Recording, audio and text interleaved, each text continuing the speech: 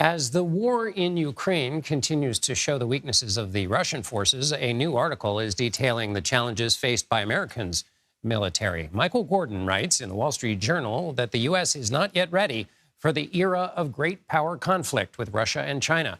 And there are major obstacles in the way. The director of national intelligence testified specifically about threats from China on Wednesday.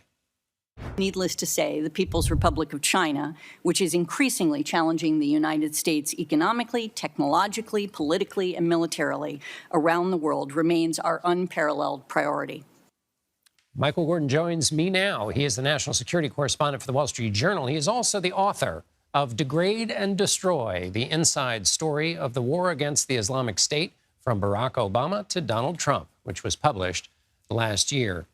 Michael, let's start. It was always said that the U.S. military should be prepared to fight a two-front war at any time.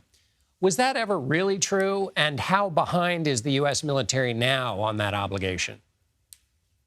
Well, what's happening now is that the United States military and the Pentagon is going through a historic transformation where it's shifting from the sort of wars we've fought for the last 20 years, primarily counterinsurgencies in the Middle East and potential wars against regional powers like Iran and North Korea, to a much harder contingency, which is trying to deter China half a world away and keep them from threatening or potentially even invading Taiwan.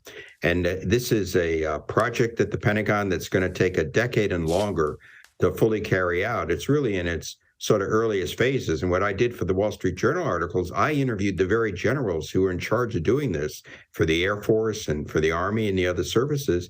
And they acknowledge it's sort of early days for this plan, that the U.S. can't do everything it wants to do now. And really, there's a race to build up deterrent capability over the next 5 to 10 years to dissuade China from taking aggressive action if it chooses to do so. You mentioned the U.S. war on terror. So did the U.S. fall behind because it was preoccupied with Afghanistan and Iraq, or how much of this feeling that they have to catch up is about China getting ahead, China having advanced technology and just a better military?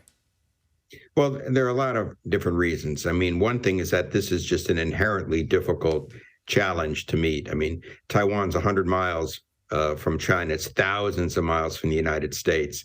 The U.S. Depends on vulnerable bases in Asia, in Japan, Guam, and elsewhere. You have to project force essentially into the potentially adversary's backyard. So it's a hard thing to do. It's completely different from, let's say, the war that the U.S. mounted to in Iraq in Desert Storm, when it had months to build up its forces and had bases that were immune, really, from enemy attack. So that's a big factor.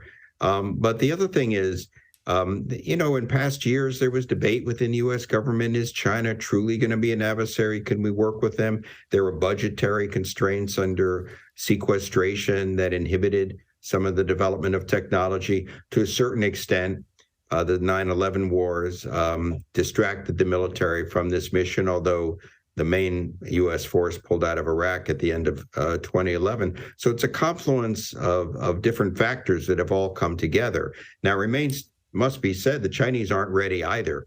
I mean, the CIA has said that China can't invade, or at least they think they can't invade Taiwan now. There are doubts at the higher levels of their leadership, and that they're striving to have the capability to do so in 2027. So what we have is a race by China to build up the capability to threaten Taiwan, perhaps for political coercion, and a race by the Pentagon to build up the deterrent capability to persuade China not to take that course of action. Is U.S. supplying and support for the Ukrainians, is that affecting this at all, in terms of there have been reports of stocks running low, or is that quite a bit different than what you're talking about, which is really large strategic placement for the China and Russia threat? I think it's a little different because the kind of munitions that the U.S. is sending to Ukraine, artillery shells, short-range air defense, anti-tank weapons, that's not the sort of thing the U.S. is going to use in a war with China. The U.S. is going to use long-range anti-ship missiles, submarines, Marine forces that are in place in Okinawa. It's a whole different set of forces. Plus, we have to remember that the Ukrainians have been using the weapons they've been provided to attrit Russian forces. So Russia has been weakened as a potential adversary, at least in the conventional weapons sphere. They still are a very formidable nuclear arsenal. But there is a backlog in getting weapons to Taiwan, partly because of defense industry bottlenecks. So a lot more, it's not all on the U.S. More has to be done to build up Taiwan's capabilities and get them the kind of weapons they would need to deter the Chinese in a future fight. Michael Gordon of the Wall Street Journal, thanks so much for being with us. Right. Thank you.